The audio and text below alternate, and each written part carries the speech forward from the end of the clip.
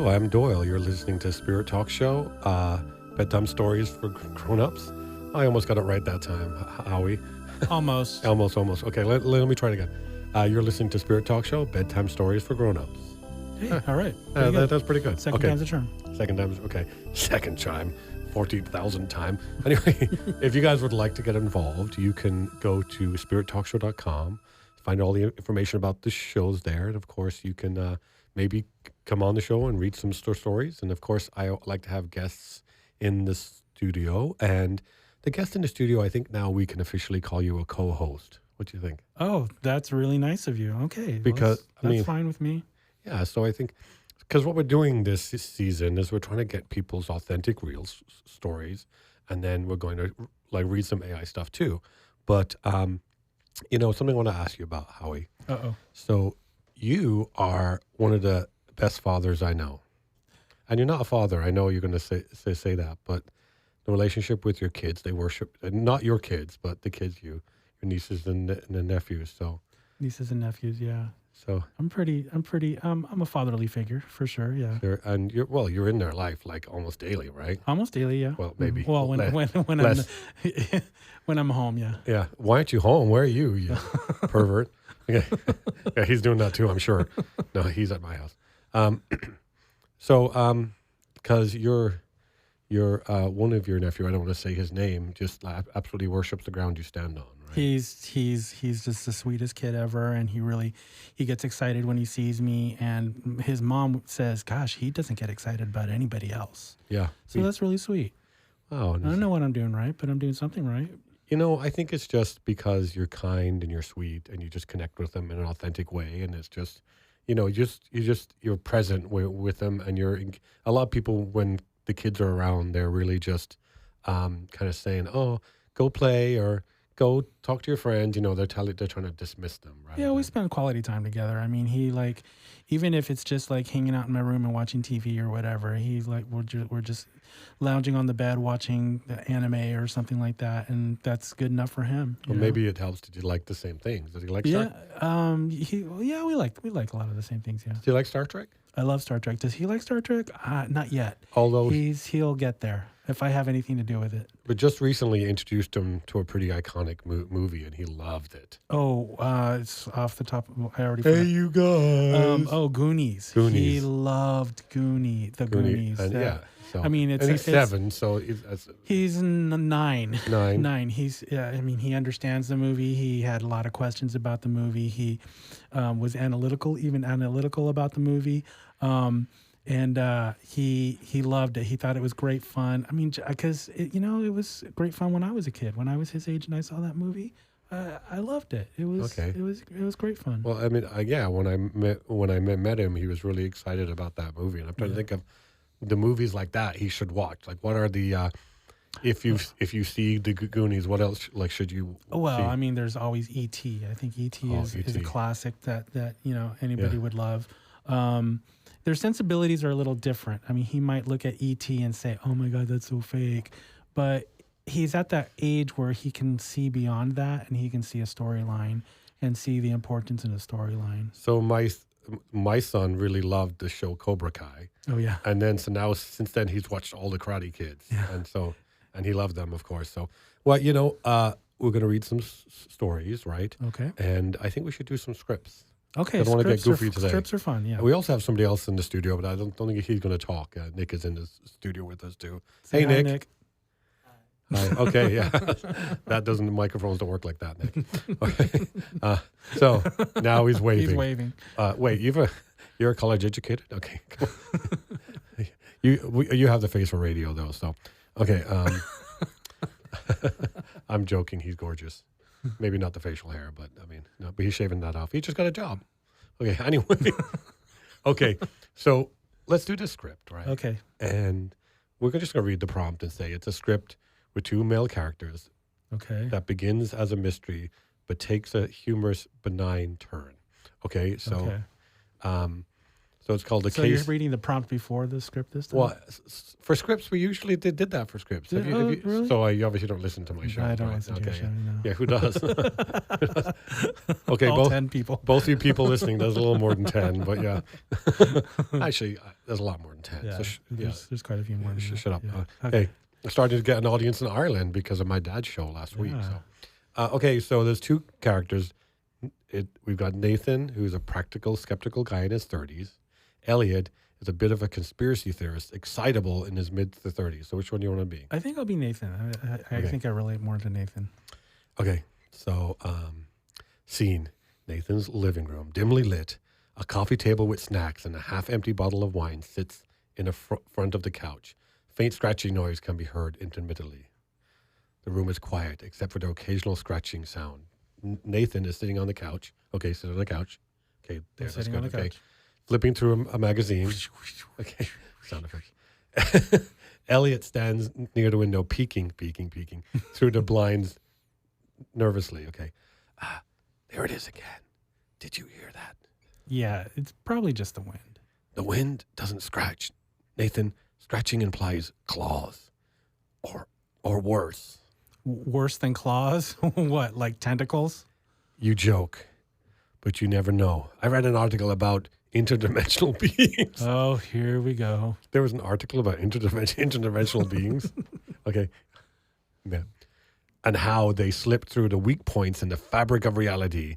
What if that's what this is? Elliot, it's probably a raccoon or a branch against the window. You're not being haunted by a dimensional tentacle monster. Yet, I'm not haunted yet. That's why we have to deal with it now. Oh, that's scratching. Okay. The scratching sound gets louder. Nathan slowly stands.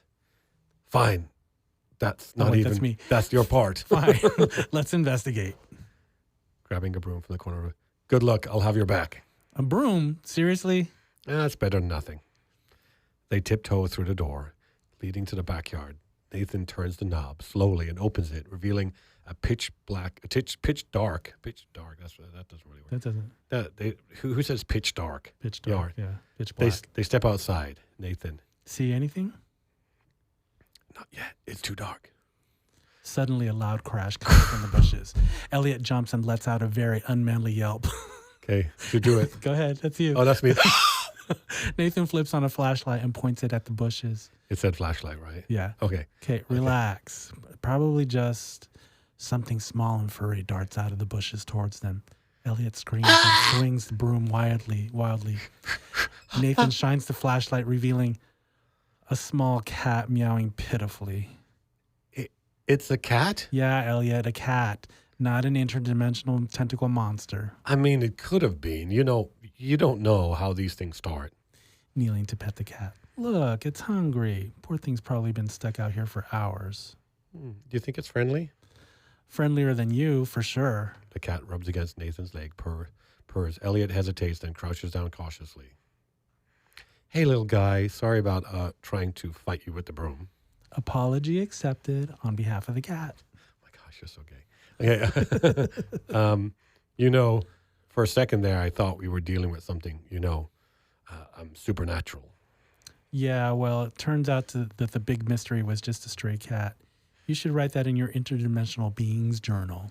Actually, Nathan, you don't know where this cat came from. Maybe it is interdimensional. Right. Well, I'm getting it some milk. You stay out here and you figure out if it's from another dimension. Elliot pauses, then follows him inside, shaking his head. I'm telling you, one of these days, I'm going to be right. Sure, buddy, sure. The cat meows loudly and the door closes, leaving the night quiet again. Fade out. Scene. Now, okay, what do you think of it? Okay, it was definitely a benign ending. Yeah. Sure. I mean, it just turned out to be a cat, but we can change it. We can continue it. What if we continue the story? We tell it to continue the story, but it is something like interdimensional. It is an interdimensional cat. Interdimensional. Okay, so let's see if we can continue this story when maybe the cat is something. Well, but we're giving away the ending. So. Oh, well. Okay, well, whatever. I mean, GPT is going to make something. Yeah. Okay, well, let's see what we can do. So let's continue this story. Okay. So scene, Nathan's kitchen, lights are on, casting a warm glow. Nathan places a bowl of milk on the floor while the cat sniffs around, purring loudly. Elliot watches from the doorway, still clutching the broom nervously. See, just a regular cat. Look how happy it is. I don't know. Something feels off. Elliot, not everything is a cosmic mystery. Sometimes a stray cat is just a stray cat. I guess. The cat laps at the milk for a moment, then stops abruptly. Its ears twitch, and it turns to stare at Elliot. Its eyes glow faintly. Nathan? What now? The cat begins to growl, a low, guttural sound far too deep for its size. Nathan freezes. His hand inches away from the cat. That's not normal. I told you something was wrong. The cat stands, its body shuddering unnaturally. Its fur ripples like water, and its small frame begins to expand, stretching and contorting. The growling grows louder, morphing into a distorted, echoing howl. Nathan stumbles back, knocking over a chair. What the hell? I told you it wasn't a cat. Now he wants to do I told you so right now. When the creature's about to, this is when he wants to do I told you. I told you it wasn't just a cat. The creature now towers over them, its form an unholy amalgamation of limbs, fur, and glistening otherworldly tentacles. Its glowing eyes multiply, spreading across its face in irregular patterns. The milk bowl shatters as the floor beneath it cracks. You have welcomed me in your world. This is not happening. Oh, it's happening. What do we do? Like Elliot's being like indignant. This fierce monster, it's like, you offered sustenance and now I shall claim you. Claim us for what? Don't ask questions. Just makes it worse. The creature lunges forward, its many limbs stretching unnaturally toward them. Nathan grabs a kitchen knife while Elliot waves the broom frantically. Back, you nightmare. This can't be real. This can't be real. This cannot be real. So dumb. The creature hesitates, its many glowing eyes narrowing. It tilts its monstrous head as if amused. Real? Your perception of reality is so limited. That's you. Oh, great. Now it's philosophical. This guy, Elliot, is like being indignant rather than I'm also going to eat his face off. The creature's tentacle lash out, There it is. knocking the broom and knife out of their hands. They fall to the floor, scrambling backward as the creature looms over them. What do you want? I want. There's a sudden loud crash as the back door bursts open. A brilliant, blinding light floods the room, and a smaller, glowing figure steps through. It's another cat. This one pure white with glowing golden eyes. It emits a resonant hum, and the monstrous creature recoils, screeching. And this is what he says. What the? Another cat? What is happening? The golden cat steps forward, its hum growing louder. The monstrous creature writhes and begins to shrink, its limbs retracting as it lets out an otherworldly wail. Within moments, it's back to being small, normal-looking cat. It scurries away, disappearing into the shadows. Did that just happen? I don't even know anymore. The golden cat turns to them, its glowing eyes softening. It meows once, calm and reassuring, then walks out the door, disappearing into the night. Okay, sorry. So that just happened. We just got saved by a space cat. Interdimensional protector, probably.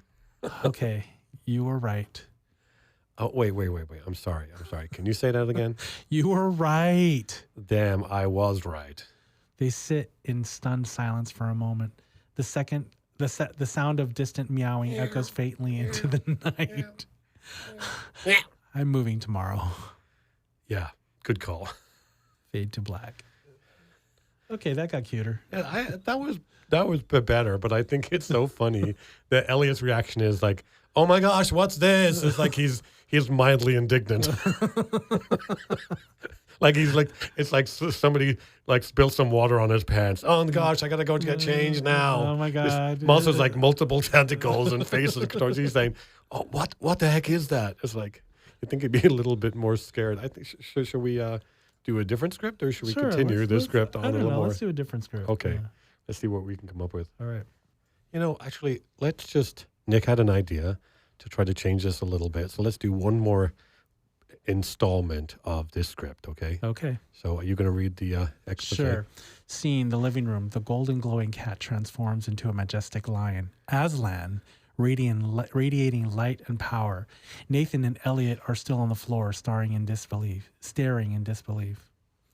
Elliot, did you see the space cat just turn into a lion? Not just a lion. That's Aslan, like Aslan from Narnia. Nope. I can't. Do not be. Are you going to do it? No, you do it. You do it. Okay. Do not be afraid, my son. I am Aslan. The guy who did it was Irish, so it works.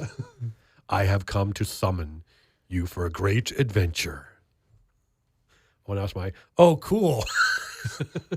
That's what he says. Oh, cool. Question, though. Is there actually a Narnia, or just some kind of a metaphorical spiritual Narnia?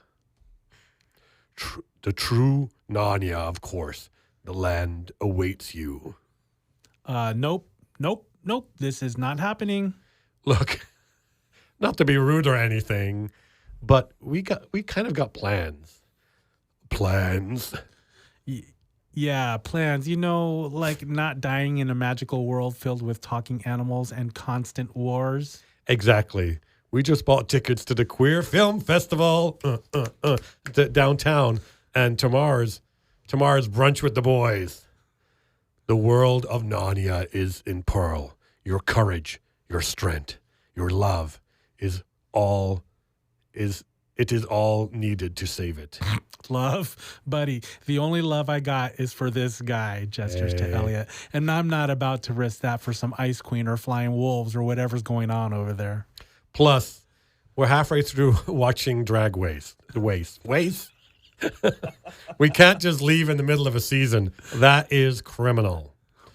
You would turn down the destiny that could shape the fate of an entire world for entertainment.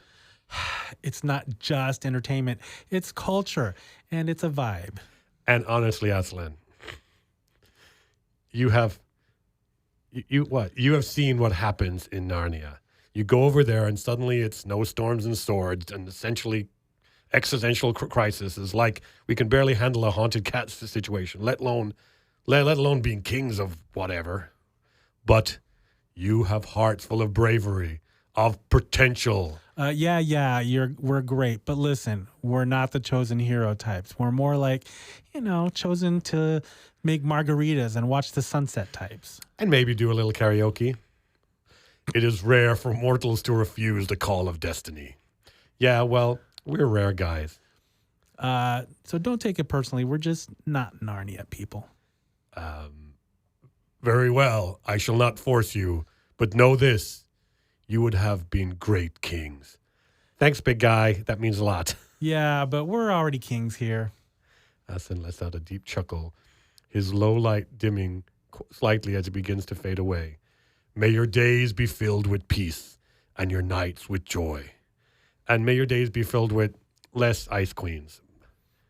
Aslan disappears completely, leaving only the faintest shimmer of a golden light in the air. Nathan and Elliot sit on the couch, but letting out a long sigh of relief. Nathan grabbing a wine bottle. Well, that was a lot. Yeah. Want to fish for some wine and do some skincare masks?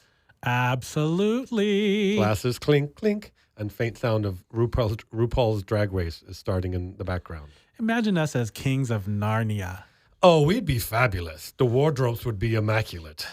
And we'd ban all the wars, replace them with choreographed lip sync battles. That's how Now that's Narnia I would go to. They laugh as the camera pans out, the glow of their cozy living room contrasting with the faint shimmer of golden light still lingering near the door. Fade to black. I kind of like that idea of some dramatic person coming to people and they're like, whatevs. That's a good idea because a place called Sacramento this year is the 25th anniversary of Oh, the place called Sacramento, the film festival. the film festival where I made my movie 2 years ago. Yes. And it's the 25th anniversary this year, so we should submit a script to see if we're. I don't know if I want to spend the summer making a movie though. I don't know. It was pretty fun. It was maybe not every summer, but It was lots of fun. Okay, but that story I thought was kind of fun. It had a lot more humor in it. definitely. I mean, ChatGPT really can. Although it didn't mention rainbows and glitter and Rainbow and disco glitter. balls this Okay. time. So we should have it right. Okay, let's see if we can have it right. What is the gayest story you can write, and let's see what it does. Okay, let's see what it. Yeah. Let's Okay. and take a shot for every rainbow, glitter, We're and gonna take a shot of disco what? ball reference. Okay. Okay. So let's see if we can look something up. Okay. Well, I'd like to do an experiment with if we ask ChatGPT to write the most stereotypical story about gay people. Let's see what you think it would come up with. Right. I mean, so I still think it's going to mention glitters, rainbow, and disco balls, probably. Okay. and RuPaul's Drag Race.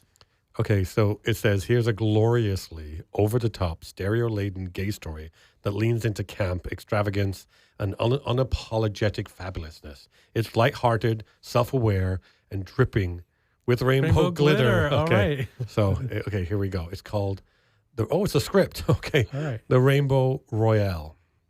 Scene 1, the brunch of destiny. Oh my gosh. It's just starting funny. The story begins in the heart of Glitter Heights, a magical city where every building is pastel, every street has a namesake diva, Cher Lane, Beyonce Boulevard, and the air always smells faintly of mimosas. Sorry. Our heroes, Sebastian, he, him, and Dante, he, they, are at their weekly brunch. Sebastian is meticulously dressed, event planner with a penchant for sequined blazers, while Dante is a non-binary DJ who wants to carry a tiny fan. They snap open for dramatic effect. Oh, so who are you? Are you going to be Sebastian. You Yeah. be Sebastian, okay. Sweetheart, if my life gets any gayer, I'm going to spontaneously combust of glitter. Honestly, same. Did you see last night's Drag Race Royale? Sasha Fierce literally dropped into a backflip. Iconic. I died. He came back to life and died again. Suddenly the sky darkens and a booming voice echoes through the city. Oh, you thought life was fabulous now. It's time to turn up the gayness to 11. A swirling vortex of rainbow light appears above the city square. Emerging from it is Queen Prismatica, a celestial being decked out in a gown made of refracted light and a crown that's literally a disco ball. Oh, so you got to be Queen Okay. Queen Prismatica is striking a pose. Greetings, mortals. It is I, Queen Prismatica, keeper of the eternal sleigh. I am here to find the chosen ones who will restore balance to the queen verse. The queer verse? The queer verse. The queer verse? Okay. Am I Dante? You're Dante. Okay. Is this happening? If this is a dream, don't wake me up, girl. Okay, go. You're going to read it. Okay, scene 2, the quest for the holy glitter. Prismatica reveals that the queer-verse has been thrown into chaos because someone stole the holy glitter. Oh my gosh. The source of all queer magic. Without it, drag queens can't death drop, brunches lose its sparkle, and musicals get canceled. Oh shit. Okay. Shucks. He said shit on the radio. Okay. Sebastian clutching the pearls. I mean, you're Sebastian. Oh, that's monstrous. Who would do such a thing? Oh, the shadiest of villains of them all. King Heteromonious. Not him. King Heteromonious, a dreary man in beige khakis and a polo shirt. Oh my gosh, he's a boomer. Has declared war on fabulousness. Wait, this is Trump actually. Yeah. His ultimate goal to turn the queer-verse into a world of acceptable haircuts, gender reveal parties, and corporate office potlucks with no alcohol. Prismatica hands Sebastian and Dante a magic artifact, the lipstick of truth. which can summon the ultimate power they wield with fierce conviction. Only you two can defeat him. Wait, that's you, actually. Oh, am I queen? Yeah, you're the queen. Oh, only you two can defeat him. Your love, your flair, your unapologetic fabulousness. It's the key to saving us all. This is like the Gay Adventurers. But better dressed. Mm-hmm. Scene 3, montage of fabulousness. Okay, you read this. Montage, okay. They embark on their journey, collecting allies along the way. Madame Sequenza, a drag queen, sorcerers whose wigs are enhanced, enchanted to slay enemies. Brock, him, a muscle-bound himbo whose gym bag contains an endless supply of crop tops.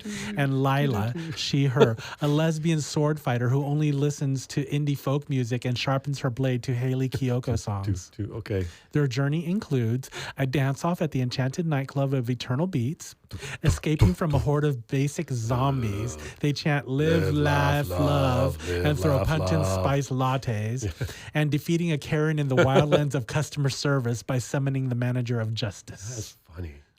I've seen the showdown at the Beige Fortress. The group arrives at the Beige Fortress, King Heteromonious' lair, which is as boring as it sounds. Gray cubicles, bad fluorescent lighting, and the faint smell of boiled broccoli. King Heteromonious confronts them, holding up the glitter in a Tupperware container. You think your glitter and rainbows can defeat the power of conformity. Here, there are no chosen pronouns, no sparkles, and certainly no brunch. Your reign of blandness ends now, heteronormous. You know, Howie, I think we're going to have to actually continue this after the break. Okay, you got it. Because we're getting pretty close to the end. This is actually really funny. Okay, remember where we were. Okay, well, if you guys would like to get involved, go to spirittalkshow.com. You can hear all the information. You can see all the information there about where you can listen to us, which is all the typical podcast locations. Apple, Spotify, iHeartRadio. There's some other ones I discovered today, too. But come back after this break, and we'll continue to reading the story with the fight with King Heteromonious. So will you come back after the break, Howie? I will be here. Okay, well, we will see you right after this break.